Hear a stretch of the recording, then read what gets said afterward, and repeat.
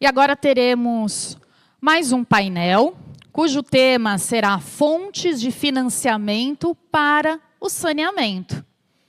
Para moderar esse painel, eu convido ao palco a Marilene Ramos, diretora de Relações Institucionais e Sustentabilidade do Grupo Águas do Brasil. Bem-vinda, Marilene. Por favor, eu vou pedir sempre que os painelistas, muito obrigada, sentem na ordem aqui. Daqui para lá ou de lá para cá, tanto faz. Agora os painelistas convidados. Marcos Tadeu Abicalil, diretor interino do Escritório Regional das Américas no New Development Bank.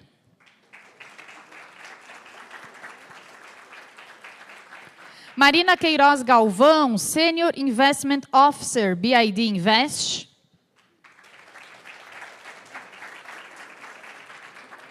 O economista do BNDES e assessor da Diretoria de Infraestrutura, Transição Energética e Mudança Climática, Marcelo Mitterhoff.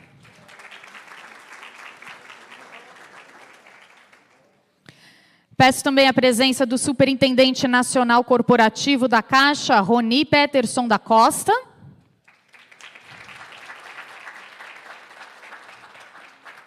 E também o Marcelo Girão, diretor de Project Finance do Itaú BBA.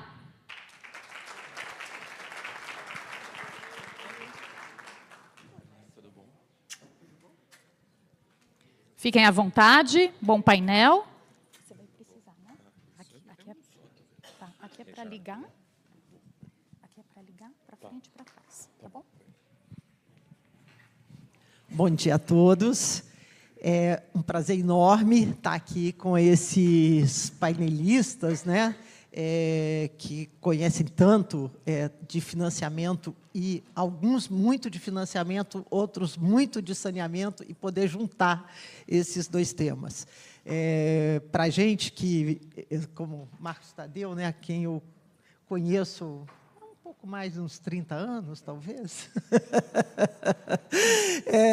trabalhando esse tema, a gente pensar que financiamento do saneamento seria problema, a gente não tinha ideia que isso aconteceria um dia, né? Hoje, pensar que a gente demanda mais recursos do que temos disponível é realmente um resultado desse avanço gigantesco que o saneamento tem dado nos últimos anos, principalmente, né, do marco do saneamento para cá, como nossa diretora Cristiane falou aqui logo na abertura, e tratamos tanto aqui no painel anterior. Mas, enfim, problema posto, a gente precisa encontrar meios de resolvê-los, né? É um excelente problema. E aí, aqui, com os painelistas, né, o que a gente gostaria aí de conversar, né? A primeira é sobre exatamente esse ponto, né? Desde 2020 para cá, foram 54 leilões, foram 216 bilhões comprometidos em investimento e pagamento de outorga, né? A evolução dos desembolsos para o setor, dos investimentos do setor, já mostram um pequeno salto, né? Enquanto aí de 2019, 20 e 21, eu creio, os desembolsos estavam na ordem aí de 17 milhões, tá? Tem aqui até um painel aqui mostrando, e já temos para 2022, subimos para 23 milhões e meio, e a expectativa é de algo em torno de 27 bilhões agora já de 2023. Né? Então, é um crescimento, a gente espera que esse crescimento se acelere, a gente sabe que é assim mesmo, né? Todo investimento, programa de investimento, ele começa e até alcançar uma velocidade de cruzeiro toma tempo. Nós temos esse desafio aí de mais de 800 bilhões a serem investidos para a universalização até 2033. Se fizermos aqui uma conta de padeiro, tinha que estar investindo 80 bi por ano para chegarmos lá. Então, a ideia é conversar um pouco, né, sobre isso, conversar um pouco sobre a questão da questão das debêntures, né, principalmente o Marcelo está aqui para falarmos aí sobre debêntures de infra, debêntures incentivadas. As debêntures incentivadas já representaram um volume aí de 54 bilhões de emissões aí de 2020 para cá. Né? Com a chegada e a regulamentação das debêntures de infra, a gente espera que esse volume ainda cresça. Então, entender como é isso, e também pensar aí em modelos financeiros sustentáveis, né? O BNDES trabalhando aí com o Fundo Clima, com outras fontes que podem ajudar a alavancar o setor. Então, vou começar aqui pelo Marcos Tadeu, que representando aqui o New Development Bank, e até eu entender um pouco, Marcos Tadeu, eu tenho curiosidade, né, se uma mudança no saneamento tão relevante que está acontecendo no Brasil, existem outras experiências aí pelo mundo, né, e como que o New Development Bank está ajudando esse processo. Bem, obrigado, Marilene. Bom dia a todos. Obrigado, Cristiane, pelo convite. É um prazer, depois de tantos anos militando no setor do saneamento, voltá-lo para uma conversa com vocês sobre financiamento. Eu estou fora do setor há alguns anos, trabalhando no NDB. É um banco novo, né, que abriu o escritório no Brasil em 2019, mas que já tem uma presença importante no país. A gente tem para quem não conhece o NDB, conhecido como Banco dos BRICS, não mais banco apenas dos BRICS, porque o banco está expandindo e hoje já tem outros países membros para além dos BRICS. Aliás, BRICS e NDB não se confundem, os membros não são necessariamente os mesmos, são critérios distintos. BRICS é um bloco de atuação política e econômica, o banco é um banco, né, e que tem critérios de ingresso. Na região das Américas, apenas o Brasil é o país membro, há outros países convidados, o Uruguai é o que está mais adiantado em termos de adesão ao banco. E nós temos, nossa meta, o financiamento da infraestrutura, e para nós saneamento é infraestrutura. A gente tem algumas metas muito relevantes, por exemplo, que afetam ou têm relação com o saneamento. A primeira, que do portfólio do banco, hoje em torno de 37 bilhões de dólares, dos quais 6 bilhões no Brasil em operações aprovadas, 40% em ações climáticas. Saneamento é ação climática de mitigação, mas especialmente adaptação, que é a grande demanda climática brasileira, que não está, Marilene, nessa conta que a gente faz dos 80 bilhões por ano. Tem mais para fazer quando a gente começa a tratar o tema resiliência e adaptação climática. Então, é uma meta que até relaciona com o saneamento. Tem uma segunda meta muito relevante, que é 30% do nosso financiamento, a gente não chegou lá ainda, deveria ser para operações não soberanas, ou seja, operações não com o setor público, sem garantia dos governos, ou seja, operações com o setor privado. A gente hoje está em 15% do total do portfólio com o setor privado, mas querendo chegar aos 30%. E aí, de novo, o saneamento é muito relevante, porque a participação dele no Brasil, particularmente, é crescentemente indo para o setor privado nas diversas modalidades que o Brasil tem de parceria público-privada, de concessões plenas, concessões parciais, PPPs, etc. Então, de novo, a gente tem essa meta que toca no saneamento. E temos ainda setores prioritários. Quando a gente olha para clima, eu já falei aqui, ou olha para desenvolvimento sustentável, que é uma das metas do banco ao financiar a infraestrutura e olhar para o tema da sustentabilidade, de novo aparece o setor prioritário saneamento. Então, esse é um setor que está na nossa alma pessoal, mas mais ainda na alma do NDB de financiamento. E temos operações já em todos os países membros no saneamento clássico, chamado, quando a gente olhava anos atrás, água e esgoto, mas também de forma mais ampla e integrada, envolvendo também resíduo sólido, mas especialmente envolvendo drenagem, que é um tema que tem muita relação com o esgoto e que também não está nessa conta aqui, né, o da drenagem, que é outro problema que o Brasil tem. Então, a gente tem essa atuação importante, que é entrar também mais no Brasil em saneamento. A gente pode fazer, hoje, já com os nossos instrumentos, é um banco muito novo, temos 10 anos desde a sua criação, comparando com o Banco Mundial, o mais sênior multilateral, que tem aí seus quase 80 anos de criação, que faz ano que vem o Banco Mundial 80 anos, nós temos apenas 10 anos. Então, a gente está trabalhando hoje com instrumentos de crédito, de dívida, de financiamento, ou instrumentos de garantia, que é a modalidade mais nova.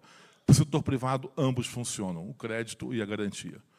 Para financiamento do setor privado, a gente pode fazer operação de crédito, de dívida.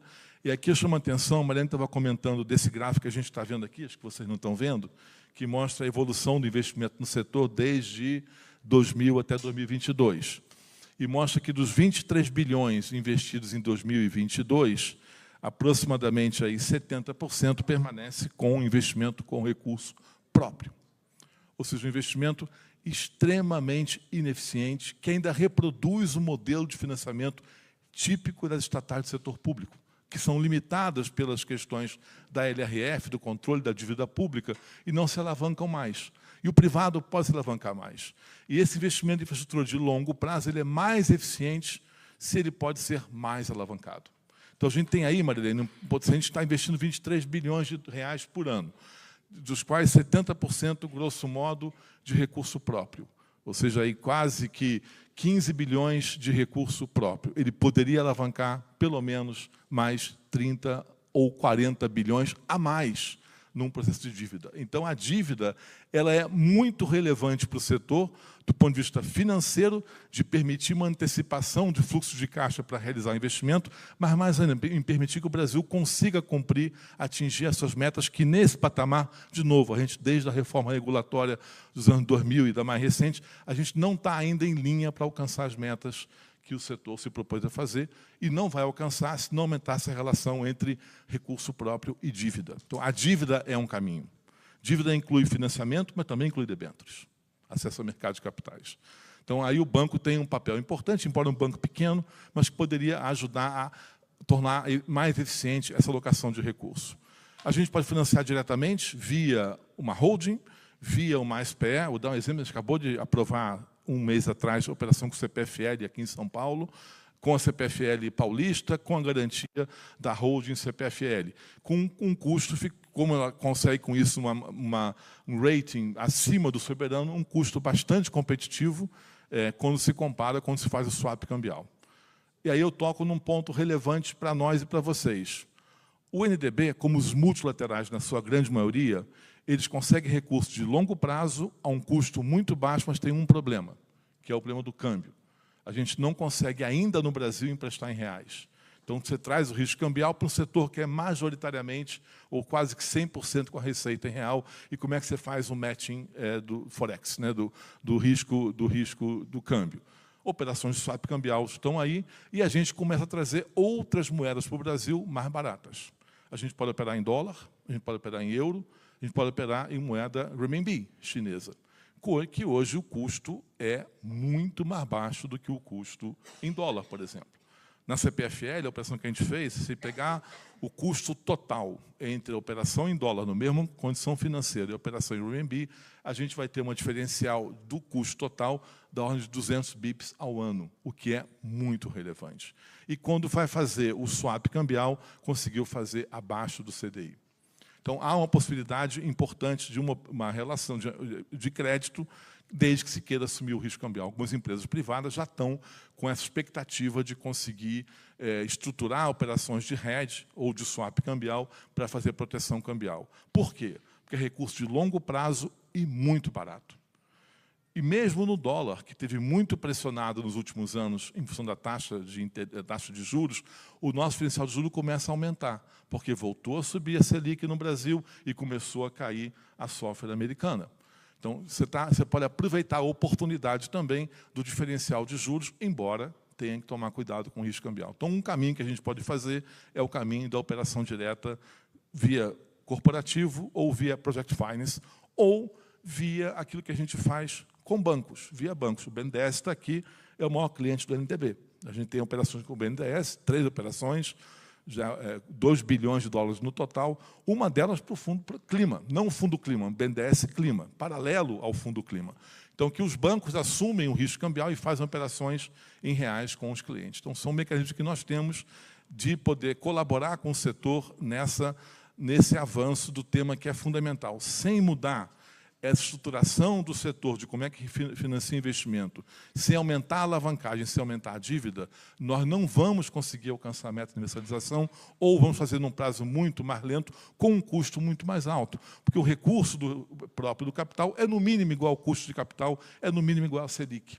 Então, ele fica caro e pouco e limitado em termos de expansão. Por isso que é muito importante olhar para o tema da dívida, quer seja via dívida financeira, como nós ou como outros bancos, ou via dívida do mercado de capitais. Então, o banco está aqui à disposição de vocês para estruturar. Trabalhamos com o setor público, com o setor privado, com operações mais curtas ou mais longas, estruturadas a partir da própria demanda, em tudo aquilo que envolve um plano de investimentos do setor de saneamento, que a gente quer muito colaborar para que essa conta ela não só multiplique, mas se torne mais eficiente. E a gente não esqueça que tem uma outra conta que não está aí e que muitas vezes escapa do domínio do setor privado, que é a conta da segurança hídrica, quer seja para cheias, quer seja para secas, mas é uma conta que a gente tem que levar em conta quando olha para um setor que é necessariamente associado à sustentabilidade. Obrigado, Brené. Obrigado. Salva de palmas, né? Obrigada, Marcos Tadeu. Acho que você fez aqui uma propaganda do NDB muito interessante e que abre muitas possibilidades aí para o setor privado aí que está ávido, né, por se financiar. Mas aí eu vou até aproveitar, Marina, passar agora para você para falar sobre como o BID Investment está atuando, né, aqui no Brasil também. E aí é uma questão que, se houver oportunidade, eu até volto depois para o Marcos Tadeu, que é, para quem está de fora, que olha para o NDB, olha para o BID Investment, é uma questão assim, de velocidade, né, e facilidade de acesso. Né? Como fazer? Né? Porque a tendência é, vamos bater ali na Caixa, né, Rony? Vamos bater aqui no BNDES, porque esse caminho a gente já conhece. Então, queria ouvir você um pouco sobre isso. Só temos esse.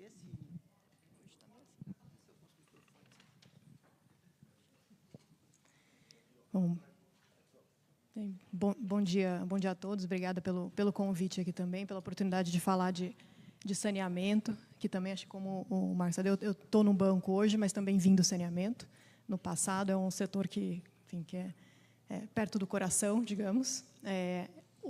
Para também dar uma contextualizada, o BID Invest faz parte do Grupo BID, que é o Banco Interamericano de Desenvolvimento, que tem dois braços principais. O BID, a gente chama de BID público, que financia governos e empresas públicas com garantia soberana, e o BID Invest, que financia empresas privadas e empresas públicas sem a garantia soberana.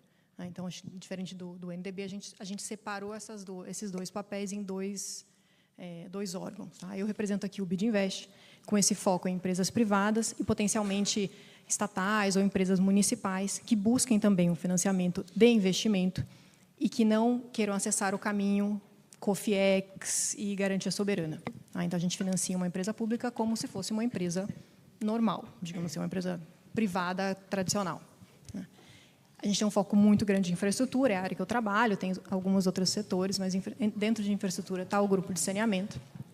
E, nos últimos anos, é o nosso setor prioritário. Acho que, cerca de 4 anos atrás, a gente fazia muita energia.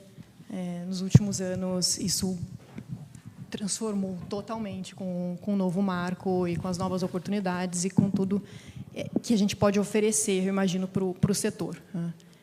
A gente trabalha principalmente com financiamento estilo Project Finance, então a gente entra na SPE, financiando longuíssimo prazo, não sei se hoje em dia já não é tão longuíssimo, que o mercado de capitais está topando coisas que a gente não via antes, mas a gente faz até 20 anos, em reais, que aí também acho que é o grande diferencial de BID Invest em termos de multilateral. Fazemos reais, CDI ou IPCA, de 20 anos. Fazemos também uma dívida mais corporativa, então, às vezes um pouco mais curta, um pouco menos direcionada, mas tem que sempre ter um programa de investimento, que é para isso que servem os bancos de desenvolvimento, que é para aumentar a cobertura, você buscar realmente o indicador, o diferencial do projeto. A gente vai sempre avaliar o impacto do projeto para priorizar que projeto que faz sentido. Dentro de água e saneamento, não tem nenhum projeto que passou pela gente que não fez sentido, no sentido, né, de todo o impacto que o setor traz. E ele tem sido muito priorizado versus vários outros projetos que chegam para a gente. Acho que, respondendo um pouco o caminho até assim, de tudo que a gente fez, por exemplo, Águas do Rio, em conjunto com o BNDES, todo o mercado, praticamente. A gente fechou agora Águas de Manaus, por exemplo, também com o Grupo Aegea. Entramos antes do BNDES e antes do BASA.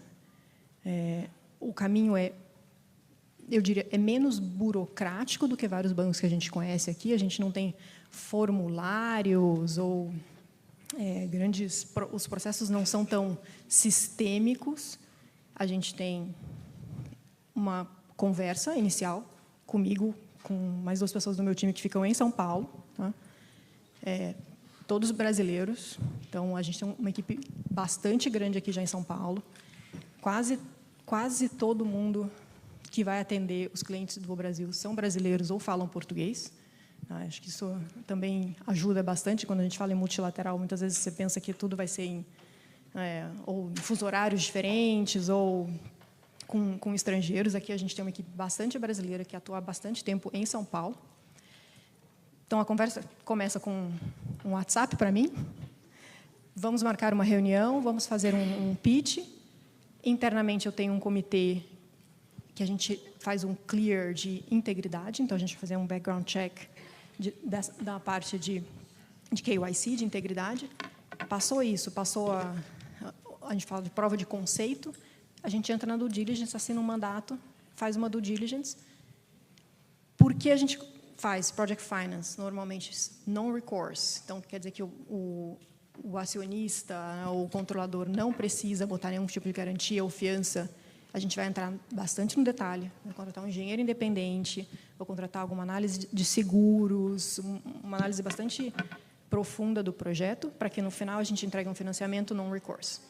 Essa due diligence demora, depende muito do estágio do projeto, mas entre 2 a 3 meses. A gente leva para um comitê de crédito, dependendo do tamanho do financiamento.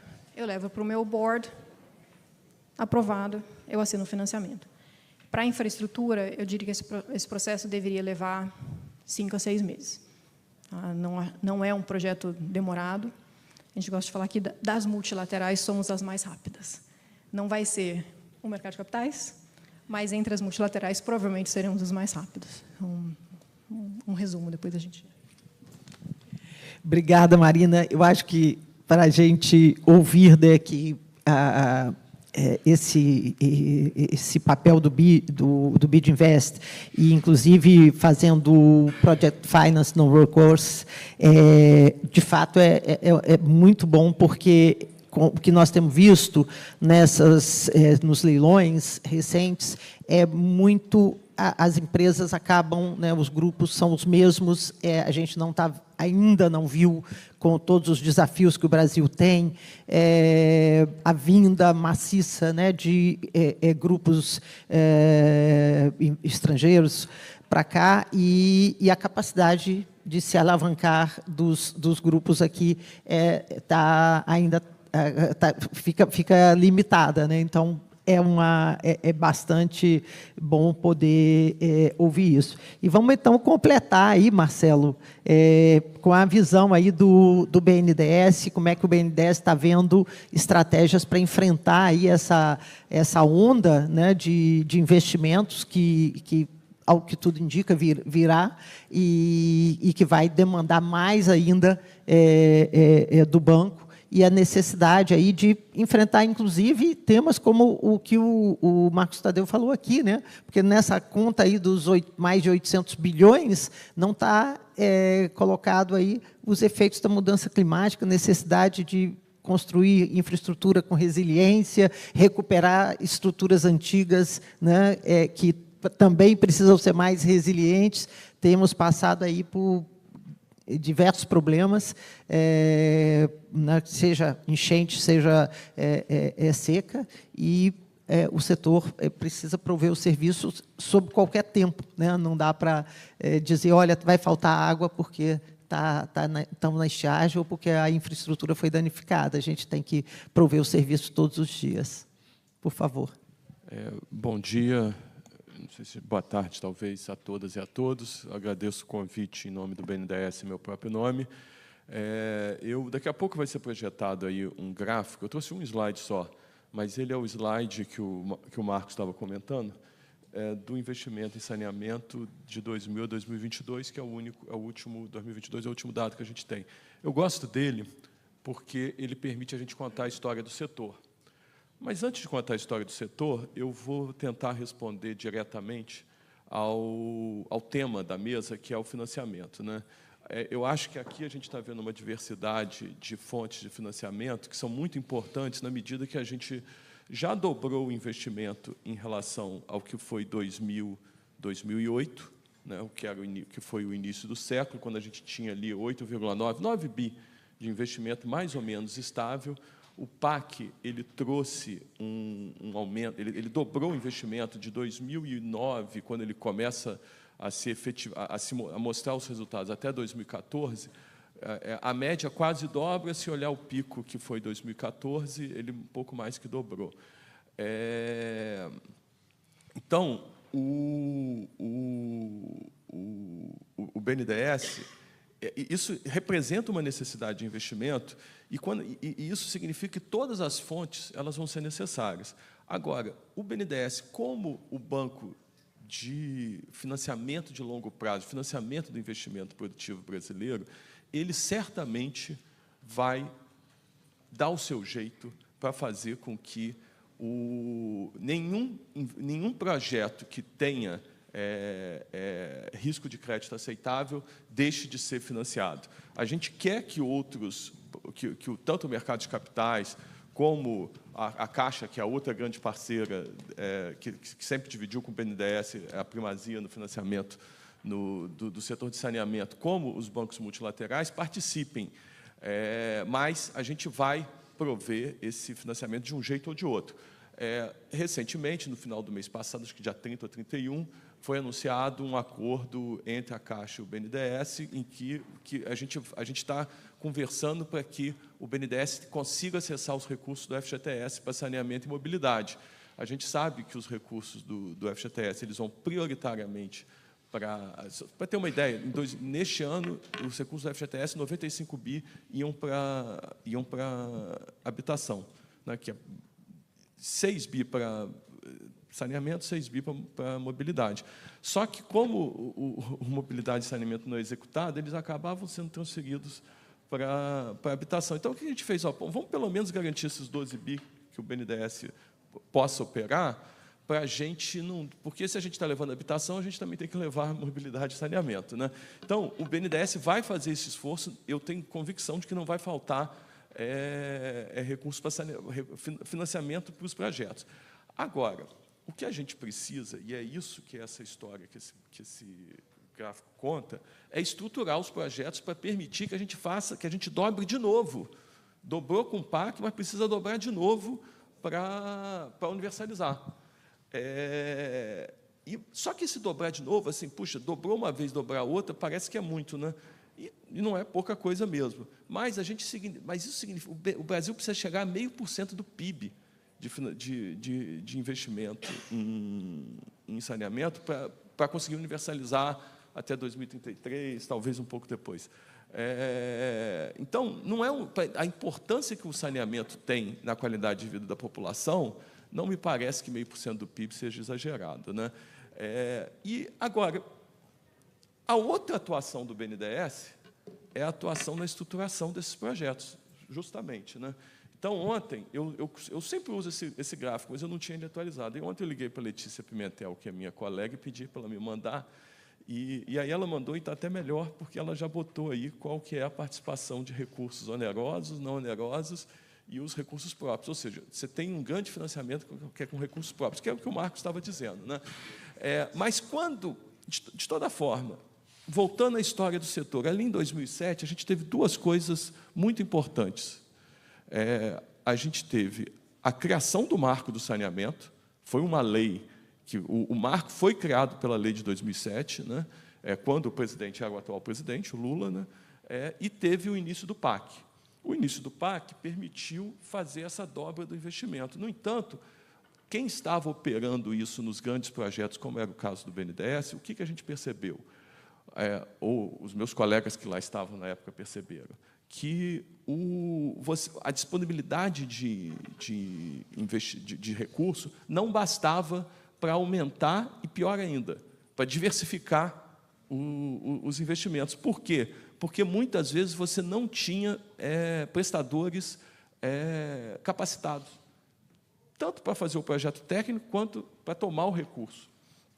Então, a partir de 2016 para 2017, a Marilene estava lá, o BNDES trouxe uma novidade muito grande para o setor, que foi fazer, estruturar concessões regionalizadas, ou seja, não era fazer de município, porque, quando você faz de município, pode funcionar muito bem, mas você pode deixar os municípios que têm menos rentabilidade de fora, então, fazendo em grandes áreas, e levar isso, e isso foi levado ao mercado a partir de 2020, foi o primeiro ciclo, né? Então, eu vou dizer uma coisa para vocês, eu sempre vejo no mercado e na imprensa atribuindo esse novo ciclo do investimento ao novo marco legal. Eu acho isso um pouco injusto com o BNDES, porque foi as estruturações de projeto do BNDES que promoveram essa mudança. O novo marco, ele é importante, ele foi uma atualização relevante, um aperfeiçoamento do marco de 2007, mas quem fez isso e fez antes de existir o novo marco, quem trouxe a ideia da concessão regionalizada, foi o BNDES. Então, eu gosto de destacar isso também. E aí foi a mercado, a partir de 2020, né, os projetos de Alagoas, do Rio, de Amapá. Quando a gente tem esse aumento do investimento, olha só, 2022 passou o que era o antigo pico de 2014. E isso aconteceu por conta de dois motivos. Primeiro, porque as companhias estaduais maiores, as 12 maiores, aumentaram os investimentos significativamente. Então, isso é uma consequência do novo marco, que botou a meta, né? Que fez que elas precisassem se mover. E o outro, 35% do aumento dos investimentos de 2021 para 2022, um pouquinho menos, na verdade, 34%, vieram dos 3 projetos, Alagoas, Amapá e Rio de Janeiro. Por quê? Porque são grandes projetos privados, os outros projetos privados, além de serem de municípios, eles já estavam numa fase de amadurecimento, né? Então, é de investimento novo. E qual que é a novidade que eu acho que dá para deixar a gente esperançoso de que isso vai continuar? É que o segundo ciclo de estruturação do BNDES foi ao mercado pela primeira vez este ano, que foi, em setembro, foi Sergipe. E ano que vem a gente já vai ter Pará e Pernambuco, que trazem investimento da ordem de 18, 19 bi cada um. E ainda tem Maranhão, tem Rio Grande do Norte. Então, está indo esse novo ciclo. O primeiro ciclo também foi, porque o Rio de Janeiro, embora seja um estado rico, ele era um estado com déficit de investimento em relação aos demais estados da região sudeste. Mas agora os projetos estão concentrados nas áreas onde tem maior déficit. Então, eu acho que a gente tem aí um caminho para que a gente busque essa universalização. Espero que até 2033, mas também, se não for de 2033, não pode ser 2070, precisa ser, talvez, 2033 ou até 2040, que é a segunda data que o novo marco estabelece, né? Então, é isso, gente. Marcelo.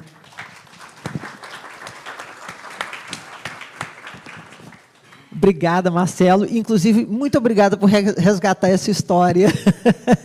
Quem nasceu primeiro, o ovo ou a galinha, mas eu acho que, na verdade, foi uma coisa conjunta, né? Por um lado, o BNDES ali começou a buscar os governadores, assinar os convênios, né, com os governadores para fazer as estruturações, mas, na hora de fazer a estruturação, se debatia se dava de cara com questões intransponíveis, quase, existentes na lei de 2007. E aí, a necessidade de mudar a lei, a questão da regulação, tudo isso. Então, houve esse movimento que levou ao marco, mas, felizmente, o BNDES já estava caminhando, e, quando o marco sai, as concessões puderam rapidamente acontecer. Se esperasse um marco para começar aquelas negociações, né, uma negociação como do Rio de Janeiro, que começou lá em 2016 e se estendeu até 2021, né, teria tomado, não poderia ainda não ter saído do papel. Mas, então, as perspectivas são realmente muito boas. Agora, Rony, que é superintendente nacional corporativo da Caixa, né?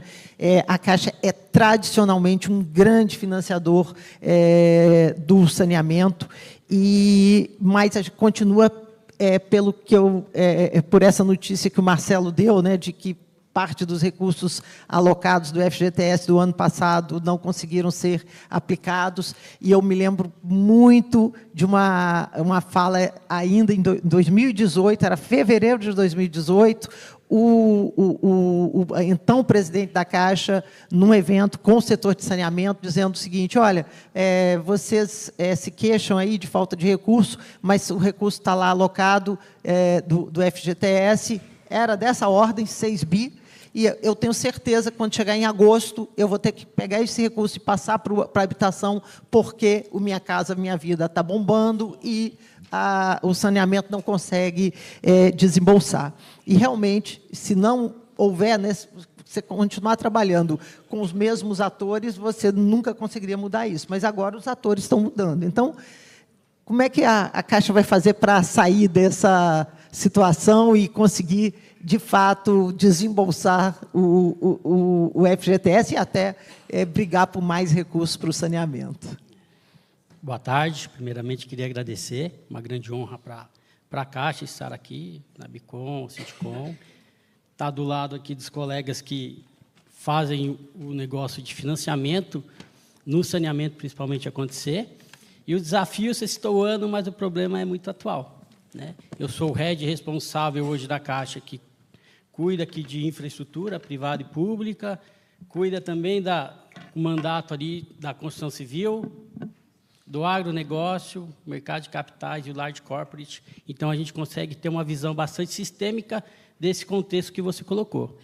Eu tive o privilégio de assumir a vice-presidência da Caixa em 2023, com um desafio bastante grande. Quando a gente olhava os números por dentro de infraestrutura, saneamento, a gente via a importância da Caixa no papel dela como banco público de fomentar a economia naqueles setores que o mercado privado não chegava, e o desafio de chegar no período e não ter que devolver para o agente operador um recurso que estava destinado, por exemplo, para a infraestrutura. O que a gente começou a fazer? Porque não falta demanda. Não falta. O Rodrigo é o superintendente executivo da infraestrutura, ele fica aqui em São Paulo. Chega a demanda toda semana. O problema é o processo, né? Eu vi a colega falando aqui do tempo que se leva entre nascer a operação e fazer o desembolso, entre 6 meses. Eu tenho uma baita inveja, né? E um baita desafio, que foi o desafio que eu assumi perante a Caixa, de mudar justamente esse perfil, de como que a gente evolui no processo. Porque o time técnico da Caixa ele é muito qualificado mesmo, modéstia à parte, pelo tempo que o pessoal está lá, o pessoal que faz a engenharia, tem muita qualificação. Mas o rito de governança, muitas vezes burocráticos e de outras décadas, impedem que a gente seja mais eficiente nesse processo. E a gente está trabalhando muito forte nesse momento para a gente reduzir esse prazo, chegar muito próximo desse prazo que foi colocado aqui. Tem outros bench no mercado que também estão nos ajudando nesse processo. E o que me deixa muito contente, porque a Caixa, como banco público, ela começou a convidar outros players privados. Temos uma parceria muito forte com os bancos privados hoje, porque a gente não quer mais, porque todo o dinheiro ali que foi, por hora, destinado no orçamento para colocar na infraestrutura, toda vez que você não coloca, você deixa de gerar emprego, você deixa de gerar renda, e aí a gente tem que correr internamente lá para conseguir suprir isso na construção civil. Não que a construção civil não precisava até demais, mas na construção civil talvez encontre outras alternativas de mercado que a infraestrutura não tem, por conta do prazo, por conta do preço. Então, e aí a notícia boa da vez, a gente está evoluindo nessa questão, e aí eu vou citar aqui o saneamento para todos, que a gente tinha um tempo de processo mais ou menos de 1 ano e 1 mês entre nascer e a gente desembolsar. Hoje a gente está com prazo de 8 meses e a gente quer chegar aí até o final de 24, um prazo mais ou menos parecido com o que a colega trouxe. É um grande desafio. Isso no saneamento para todos, a gente tem uma carteira próximo a 30 bilhões, que é uma carteira considerável. Desses, 22 milhões são público, a diferença é no privado, e a Caixa ela não atua ainda com debêntures incentivadas, por exemplo. E a gente entrou muito forte no mercado de capitais em 2024. Né? A gente está aí no top 10 do ranking Ambima, e toda vez que a Caixa é provocada a entrar no mercado de capitais, e a gente não evoluiu por questão técnica de preço de PCA e de evolução da dívida internamente, mas em 25, provavelmente em março, a Caixa vai ser mais um banco aí que vai estar próximo dos clientes, que a carteira está lá conosco, e uma opção importante para o mercado estar trabalhando. Então, quem está aqui na plateia, o que eu sugiro, não sei se tem os relacionamentos diretos, que a Caixa tem a capilaridade no país inteiro, já procurem o executivo da Caixa, que faz o relacionamento comercial com vocês, e comecem a construir esse modelo, pensando também em debênture incentivada e saneamento para todos, considerando esse tempo de processo que eu falei, tá bom? Toda vez que a gente antecipa movimento, a gente consegue evoluir, e conto demais com o feedback de vocês, porque é uma missão a gente conseguir evoluir, a gente está nesse período não devolvendo, mas brigando para ter mais recurso, para a gente garantir o recurso em infra, principalmente saneamento, tá bom? Muito obrigado.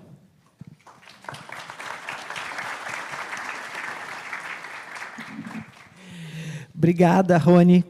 Essa notícia de que vocês estão conseguindo, a Caixa está conseguindo encurtar esses prazos, realmente é muito boa, e porque é uma fonte de financiamento, né, de baixo custo e que interessa aí a todos os players, mas que muitas vezes realmente pressionado, né, por prazos. Vamos lembrar que hoje esse aumento da participação do setor privado, que hoje já saiu aí, né, de atender 5% da população, hoje já está atendendo a mais do que, de alguma forma, 35% da população. São contratos que têm prazos, têm indicadores que têm que ser cumpridos, né? Tem penalidades se não cumprir, então não é possível a gente depender de um recurso que pode ficar por meses e meses, né, sem solução, sem o recurso chegar e o investimento não acontecer. Então, isso realmente é absolutamente prioritário. Mas, por fim, então vamos chegar aí no Marcelo Girão, né, diretor de Project Finance do Itaú BBA. E Marcelo, vocês têm atuado aí fortemente nessa nova onda, né? Eu acho que você pode aí nos contar um pouco como é que o banco está vendo aí o setor de saneamento saindo aí talvez do patinho feio da infraestrutura, né, para um player relevante, né? É uma novidade que nós temos aí no setor. E falamos aqui, né, de Project Finance non recourse. Então, como é que você está vendo isso? Porque é muito bom a gente financiar os projetos, mas os projetos têm que se pagar, né? E a gente vive no Brasil momentos aí sempre desafiadores. Então, como é que o banco trabalha nesse universo bastante complexo. Legal. Bem, primeiro agradecer o convite aí da Bicom Sindicom em nome do Itaú e cumprimentar aqui os meus colegas de painel. Eu fico realmente bastante feliz de estar debatendo esse tema, o setor. Eu estou nesse negócio de Project Finance já há uns 17 anos e, historicamente, sempre que eu trabalhei, não só no Itaú como em outras casas, acho que o setor de energia sempre foi o mais representativo do portfólio, de volume, de quantidade de deals, etc. E, nos últimos anos, naturalmente, dadas as evoluções do setor, infra como um todo, não só saneamento, rodovias, etc., voltaram a ter uma relevância grande no mundo de infraestrutura e nos financiamentos de projetos, né? Então, e o setor de saneamento especificamente, além do negócio, etc., investimento, CAPEX, tem um impacto na vida das pessoas que é quase que imensurável, né? Na saúde, na qualidade de vida. Então, foram alguns elementos que fizeram com que o banco, obviamente, olhasse com maior atenção e aí eu concordando um pouco com o meu xará aqui, né, a gente olhou as concessões do Rio de Janeiro, talvez tenha sido o primeiro grande, né, projeto. A BNDES já estava estruturando, a gente olhando antes da publicação do marco, né, e, obviamente, o marco só ajudou na construção dos projetos. A gente teve a felicidade e o prazer de assessorar a Águas do Brasil, Rio Mais, a EGEA, também financiamos a Iguá naqueles projetos, e nas concessões seguintes também temos tido uma participação relevante, não só como financiadores, como provedores de garantia firme para o mercado de capitais, como também assessores financeiros das companhias para coordenar tudo isso, né? No financiamento aqui da Águas do Rio, né? Acho que, com exceção do NDB, todo mundo estava no mesmo financiamento, ainda tinha a Proparco, no próximo NDB, que talvez, né, já esteja participando, e também, eu concordando de novo aqui com o Marcelo, ainda não vimos bons projetos deixarem de sair do papel por falta de dívida, de financiamento, né? E aqui multifontes, comentamos aqui, há outras.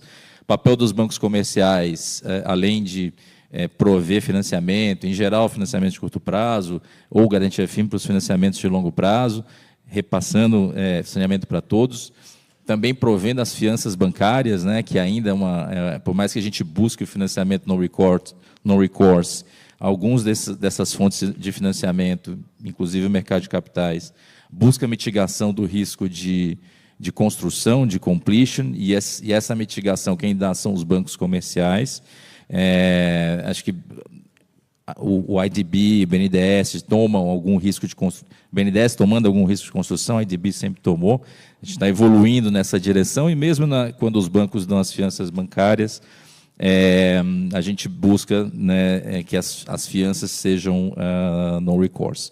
Então, nesse aspecto, a relevância do saneamento cresceu muito dentro do banco. No mercado de capitais, até dados da Ambima de ontem, né, até junho de 2024, dos 250, 260 bilhões de debêntures de infraestrutura, as incentivadas, emitidas, setor de energia 45%, transporte e logística 20%, saneamento já é o terceiro maior setor, com 15% das emissões. Isso artigo 2º, ou seja, aquelas que estão vinculadas a CAPEX, a investimento, a pagamento de outorga. E tem mais por vir. O banco tem os seus, além de enxergar, né, como uma grande fonte de negócios, o banco também tem seus compromissos ligados à sustentabilidade. Nós tínhamos uma meta de prover financiamento ou estruturar financiamentos ligados a setores de impacto positivo, incluindo o saneamento, de 400 bilhões de reais até 2025. Nós atingimos essa meta agora, no mês passado, e, mais que dobramos a meta, vamos buscar 1 trilhão de reais aí até 2030 para setores de impacto positivo, usando o balanço do banco, usando o mercado de capitais, para que a gente viabilize o financiamento a esses setores. Então, do lado dos clientes, a gente tem toda essa gama de serviços para oferecer, né? Somos o maior banco da América Latina, banco privado. Temos parceria com todos aqui, né, que estão no painel. Precisaremos de todas as fontes disponíveis para conseguir financiar esses 50, 60 bi de investimentos aí, nos próximos 10 anos, para tentar atingir a universalização. E a boa notícia, assim, so far, até agora, os projetos têm se demonstrado que, de fato, foram bem estruturados, têm apresentado seus resultados, têm desafios relevantes de execução. Acho que assim, o mercado, não só bancos, investidores, acho que este é um risco, um aspecto que a turma vai acompanhar de perto. Os investimentos são massivos, são vários anos de fluxo de caixa negativo, dado o volume de CAPEX, e a execução, muitas vezes, não é simples, né? São áreas urbanas, adensadas, para executar esse negócio no cronograma esperado, é um desafio. Acho que é algo a se monitorar para que a gente continue nessa espiral positiva. Assim, temos bastante otimismo aí para os próximos leilões que virão. Apetite, financiamos todas as grandes companhias privadas, todas sem exceção, com exposições relevantes, e estamos super à disposição para continuar colaborando com essa, não ressalva, mas diria, com esse cuidado de que, se o projeto for bom, estiver bem estruturado, não vai faltar financiamento. E, do lado do equity, acho que tem boas notícias também, né? Novos entrantes no setor, relevantes, capitalizados. Novos entrantes no setor, mas eram companhias já no Brasil. Vamos ver se a gente atrai mais gente de fora. Acho que tem iniciativas do governo também nesse sentido, com EcoInvest, para tentar apoiar os setores, né, da transição energética e de impacto positivo também. Mas, de novo, né, do lado do financiamento, por enquanto, a gente vê uma disponibilidade razoável, razoável não, mais do que razoável, para atender o que está por vir.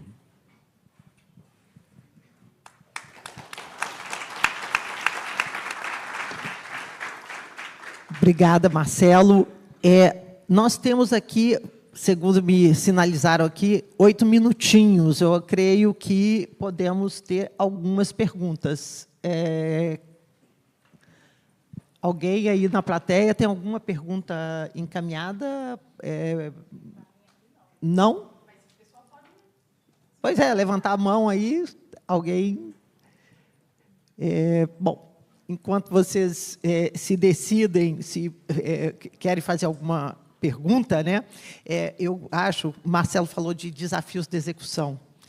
E aí eu posso passar de novo a palavra a todos, até para que vocês tenham a oportunidade de comentar o que outros falaram depois, né? Mas esse é realmente um desafio. Eu já tive do lado do balcão, né, do setor público, agora estou do lado do setor privado, e, principalmente no setor público, eu sei o que é o desafio da execução, o desafio da implementação diante, né, da toda a burocracia, falta de estrutura e tudo isso. E aí, até Marcelo, uma curiosidade que eu tenho, quando eu estava no BNDES, nessa época lá que nós estava com uma área de infraestrutura, a gente desembolsando assim 30 bilhões para o setor de infraestrutura, o desembolso do setor de saneamento era da ordem de 700 mil, menos de 1 bilhão. Né? E isso que foi mencionado aqui com relação ao FGTS. E o que a gente via lá é que, quando o financiamento era para o setor privado tomava o financiamento e rapidamente conseguia cumprir, né, fazer aquele desembolso. Se o prazo de desembolso era de 2 anos, cumpria os 2 anos, estendia um pouquinho, mas conseguia cumprir naqueles volumes que estavam contratados naquela época. quando íamos para as estatais, com raríssimas e honrosas exceções, a maioria, os financiamentos, os desembolsos se estendiam, né, por 5, 6, 8 anos, e, às vezes, até ficavam obras inconclusas e vários problemas. Eu vivi a experiência do PAC e posso dizer que era muito similar. Nesse fechamento aí final, se vocês puderem contar um pouco como está sendo isso agora, né? Óbvio que são financiamentos muito recentes, né? Está no momento de desenvolver projeto básico, tirar as licenças ambientais, que muitas vezes são morosas e tal, mas também, porque vamos chegar aí a 2023, talvez 27 bi, né? O Marcelo falou assim, dobrou e vai ter que dobrar de novo? Não, a gente tem que quadruplicar, né? Então, como é que vai ser isso? Então, cada um aí, se puder, 1 minuto, fazer o fechamento e também falar um pouquinho sobre isso. Obrigado. A questão da execução ela é um problema complexo. O NDB tem uma vantagem em relação aos multilaterais, a gente usa a regra nacional. Então, acho que isso já ajuda um pouco a não ter uma regra diferenciada para as questões socioambientais. É a regra nacional e, no caso de aquisições e compras do setor privado, práticas de mercado. Então, a licitação é um grande problema, não vai acontecer aqui. A mesma coisa com o BidInvest, que também não vai entrar em tema de licitação. O que a gente precisa buscar é alguma modalidade que favoreça a execução. Então, o que a gente tem tentado fazer? Não financiar a obra A, a obra B, a obra C. Financiar o plano de investimentos daquela concessionária. Pode ser de uma holding, com várias SPEs, pode ser de uma SPE dentro de uma holding.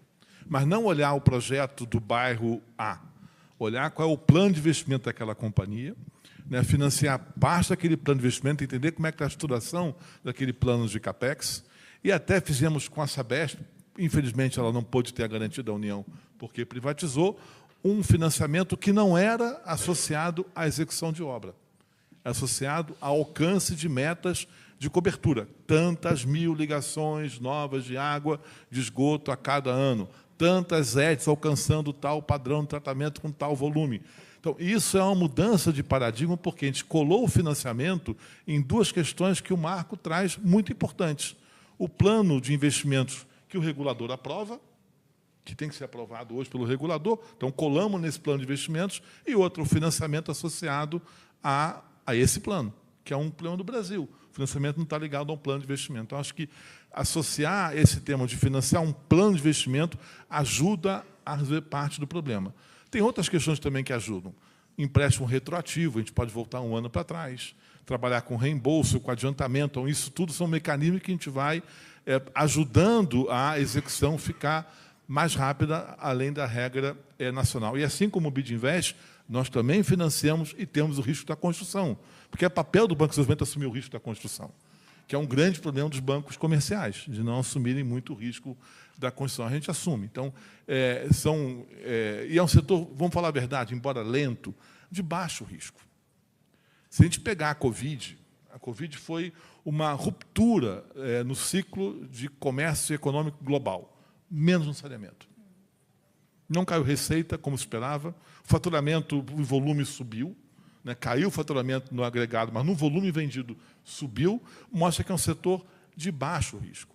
Os projetos todos não são greenfields, todos são brownfield com greenfield.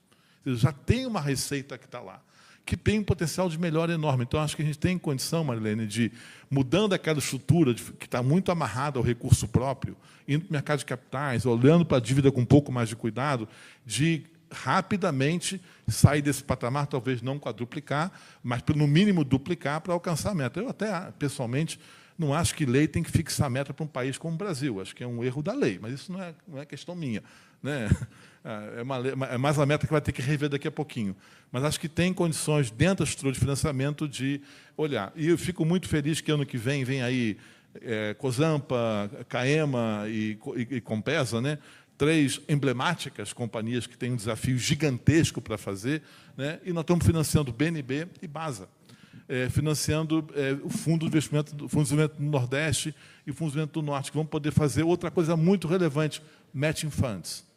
pega fontes de um recurso, fontes do fundo constitucional, que o juro é baratinho, faz a composição, combina diferentes taxas de juros, compensa um pouco do risco cambial e a gente consegue recursos mais baratos de longo prazo. Então, o caminho está dado. E a gente saiu do debate privatiza, não privatiza. O debate hoje é muito mais objetivo. Como é que eu ganho eficiência, como é que eu complemento, como é que eu financio. Acho que isso é um salto relevante. Obrigado. Bom, concordando com tudo que foi dito aqui, acho que o BID Invest financia similar nessa questão do plano do investimento. A gente não fiscaliza a obra, se cano for colocado nessa calçada ou na outra, a gente financia um plano de investimento. E acho que é uma coisa que também alguns players não financiam, que é a outorga. E a gente, dentro de um plano grande de financiamento, a outorga pode fazer parte, e com isso a gente pode fazer um desembolso, muitas vezes, único, porque ele serviu para pagar a outorga. Então, também facilita a burocracia também potencial depois do desembolso. E os projetos que a gente tem financiado têm executado razoavelmente em ordem. Então, bom, duas coisas, brevemente. A primeira a pergunta é boa, Marilene, porque a resposta a ela está justamente na estruturação. A capacidade de executar depende da exigência que o prestador tem para se organizar e fazer e o que ele tem que entregar. Quando você tem um projeto, e aí a privatização foi fundamental, que estabeleceu uma meta de vamos universalizar, o projeto passou a ter que ser feito em torno disso, né? E a segunda coisa é que o setor de saneamento ele é um bom exemplo para o país, no sentido de que, mesmo passando por governos de diferentes matizes ideológicas, ele vem seguindo, desde 2007, um rumo de crescimento. Em 2007, é sempre bom lembrar, a lei do saneamento de 2007 continua valendo. Então, a lei de 2020 modificou, o que é muito razoável, né? 13 anos depois você tem uma modificação da lei, mas a que continua valendo é a de 2007, que foi a que criou o marco legal. O atual governo continua fazendo privatização. Então, a gente tem uma confluência de esforços que estão dando certo e que, por isso, está sendo validado pelos governos que se seguem. Acho que a gente tem o desafio de acelerar isso, mas eu acho que a gente está no caminho que a gente não via lá no início do século. Obrigada, Marcelo. Oni. Concordo 100%, viu, Marcelo? Essa questão está muito conectada com a estruturação.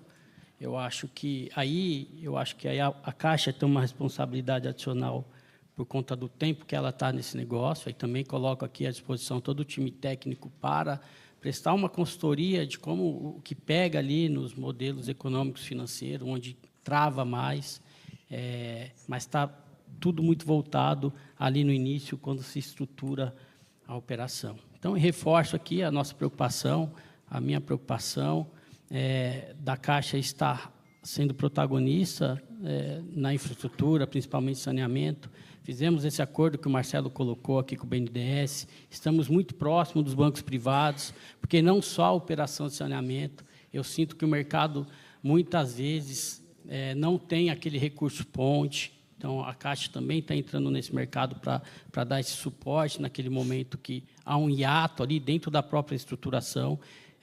Temos grandes avanços, grandes desafios, mas não tenho dúvidas, como o Marcelo colocou, a gente está preparado para o que vir, né?